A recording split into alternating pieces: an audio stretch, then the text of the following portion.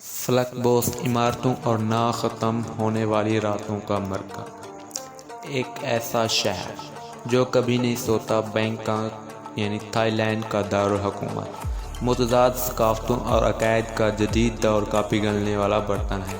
یہاں بلند و بالا فلک بوس عمارتیں مندروں اور خانقاہوں کے ساتھ ہم آہنگی میں کھڑی ہیں۔ لگژری مالز اور شاپنگ سینٹر کا مقابلہ گلی بازاروں اور تیرتے بازاروں سے ہوتا ہے۔ کھانے تھائی اور دنیا بھر سے دونوں ہی اپنی پوری شان و شوکت کے ساتھ سڑکوں کے ساتھ ساتھ چھتوں والے ریستوران میں بھی دکھائے جاتے ہیں۔ بینکاک کی رات کی زندگی ایک طرف چمکدار نائٹ کلبوں، چھتوں اور گوگو بار، روشنیاں، لائٹ کے نشانات اور سستے مشروبات کے گرد گھومتی ہے۔ اس میں کیبرے شوز، موئے تھائی اور رقص کی نمائشیں اور یہاں تک کہ ثقافتی واکنگ ٹور بھی شامل ہیں۔ گرینڈ پیلس،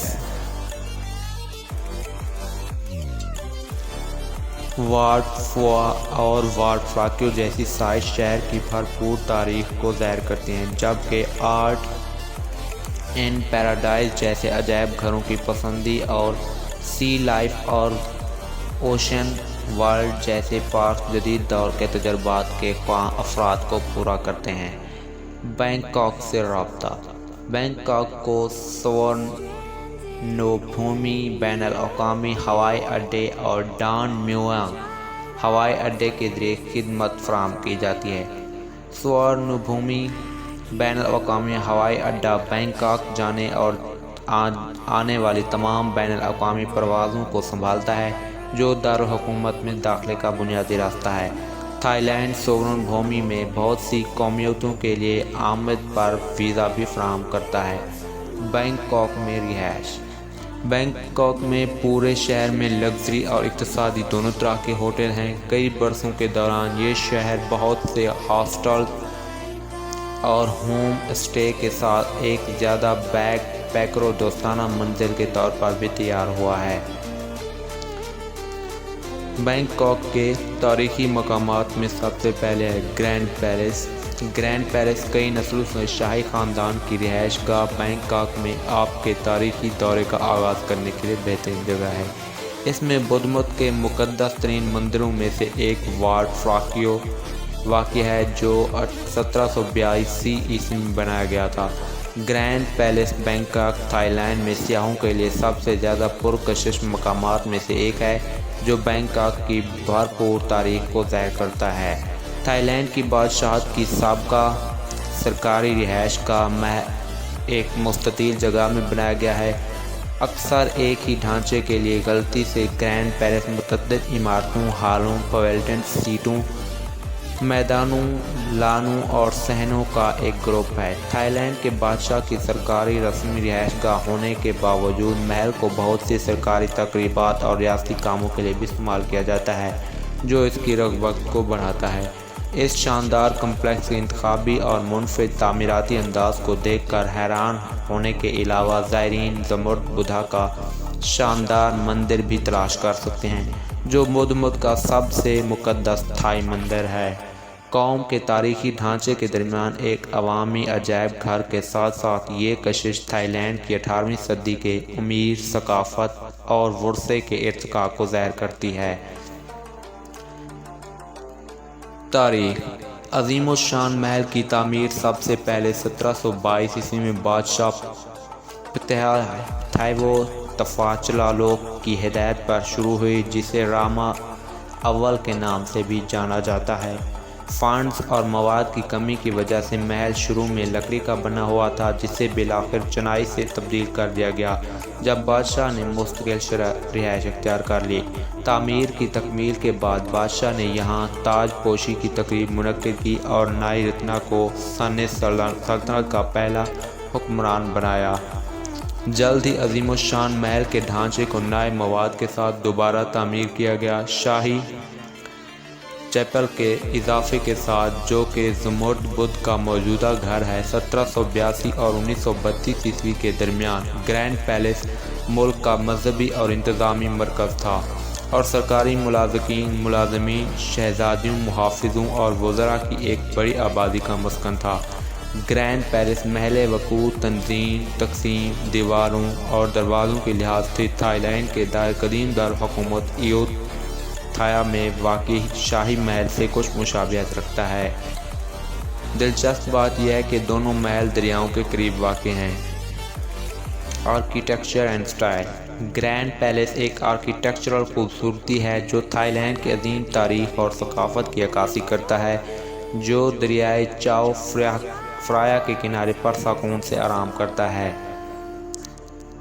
جیسے ہی آپ مرکزی دروازے سے محل میں داخل ہوں گے، آپ کے بائیں جانب بالکل سیدھے میں رکھی ہوئی عمارتوں کا ایک وسیع مجموعہ نظر آئے گا، جو سرخ رنگ کی ڈھلوان چھتوں اور سنہری اسپائر سے مزین ہے۔ گھنٹی کے سائز کا بڑا اسٹوپا، جس میں اونچے نوکدار اسپائر ہیں، بدھا اور اس کے روشن خیالی راستے کی نمائندگی کرتا ہے۔ گرینڈ پیلس 4 بڑے علاقوں پر مشتمل ہے: زمرد بدھا کا مندر، بیرونی عدالت، اندرونی عدالت اور درمیانی عدالت۔ محل کے شمال میں تھنگ فرامین کا ایک بڑا میدان ہے، جسے شاہی تقریبات کے لیے کھلی جگہ اور پریڈ گراؤنڈ کے طور پر استعمال کیا جاتا ہے۔ محل کی اونچی سفید کی ہوئی دیواریں، بڑے قلعے اور محافظ چوکیاں بینکاک کی دیواروں سے نمایاں مماثلت رکھتی ہیں۔ اس طرح سے اسے شہر کے اندر ایک شہر کا نام دیا گیا ہے۔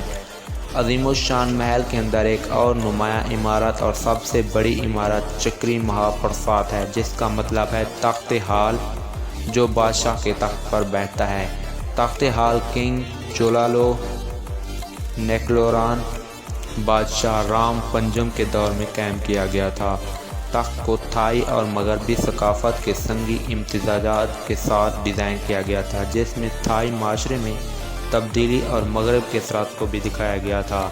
مغربی ڈیزائن نے تھائی کمیونٹی کی جدیدیت کی عکاسی کی، جبکہ روایتی تھائی ڈیزائن تھائی بادشاہ کی طاقت، تھائی عقیدے اور امیر تھائی ثقافت کو ظاہر کرتا ہے۔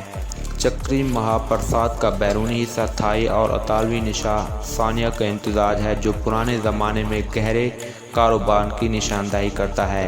گرینڈ پیلس ایک فن تعمیر کا عجوبہ ہے جو کسی کو بھی اپنی خوبصورتی سے حیران کر دے گا۔ Temple of emerald Buddha. Emerald Buddha کا مندر تھائی بدھ مت کا سب سے مقدس مندر ہے، جو واٹ فراکیو کے اندر رہتا ہے۔ اس میں عالمی شہرت یافتہ زمرد بدھا ہے، ایک گہرے سبز رنگ کا مجسمہ جو سنگل جیٹ پتھر سے بنایا گیا ہے اور جس کی اونچائی 26 انچ ہے۔